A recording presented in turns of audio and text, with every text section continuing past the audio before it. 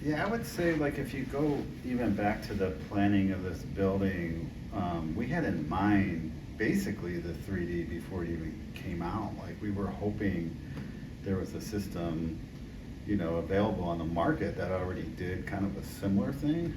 Um, and then we, of course, bought the traditional ZeroG for the gym on the track and just completely fell in love with that and every aspect of it. And then when we heard that they were actually developing a 3D version, basically on a, like an H-track, where you could go in all directions, without even trying it, we were sold that we wanted one, just from our experience with the 3D, or with the ZeroG, I mean.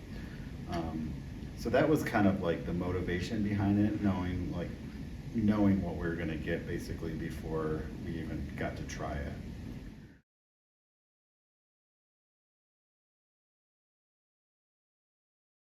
Yeah, hands down, like the setup is just key as far as just like ease of operation, and there's no glitches in it. It just works pretty much all the time. So you can get someone up and running in like 5 minutes. That's probably one of the biggest things. And then to be able to safely work with somebody that's very impaired and work with them by yourself and do, high level kind of activities with them. Like you're not compromising what you want to do with them because you're worried from a safety standpoint. Um, Stuff that would take 2 to 3 people to safely do, with somebody, like in the past, you can easily do with one person. Not to say that we don't use extra set of hands on people anymore, but it makes everything easier, and safer for the patient, and the therapist. And when I say easier, I don't necessarily mean less difficult for the patient, since you can really push the boundaries on what they can do. So you're actually doing more intensive therapy with somebody. So somebody that you're relegated to only working on standing with them. You can get them into ZeroG and then safely work with them with things like walking or balance and stuff like that. So you're actually able to up kind of what they can do.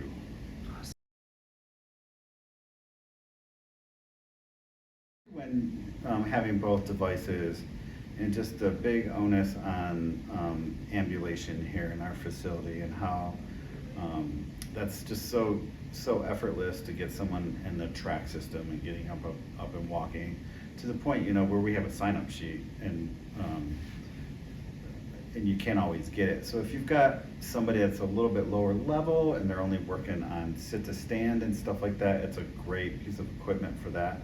And it's also a great piece of equipment for high level dynamic balance activities where you want to, like we do a lot of stuff with blaze pods and stuff like that, where you want them to move like fast and lateral and forward, backwards. And as a therapist, if you're actually guarding them, you're kind of getting in the way and almost you're tripping over each other. So it's kind of neat for the really high level dynamic balance stuff. Like we put a ping pong table in front of a patient and they can move all around the table, to try to get the ball back. It's been really good with transfers too, because you're a little bit limited on the track system too with a transfer from like a mat to a wheelchair. So there's a lot of movement that happens in that XY plane that the 3D works in.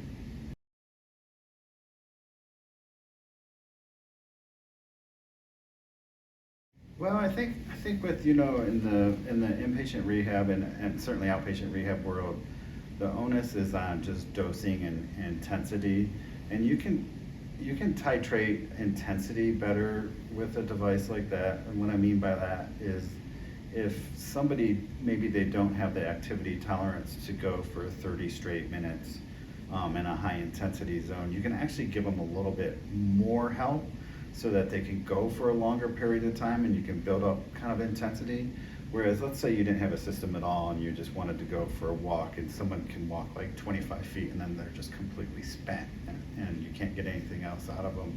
You can dial up the assistance that it gives them. They can walk a lot further for a lot longer period of time and a lot more footsteps in the walk. So as far as just trying to get mass practice in, that's a big benefit of the system.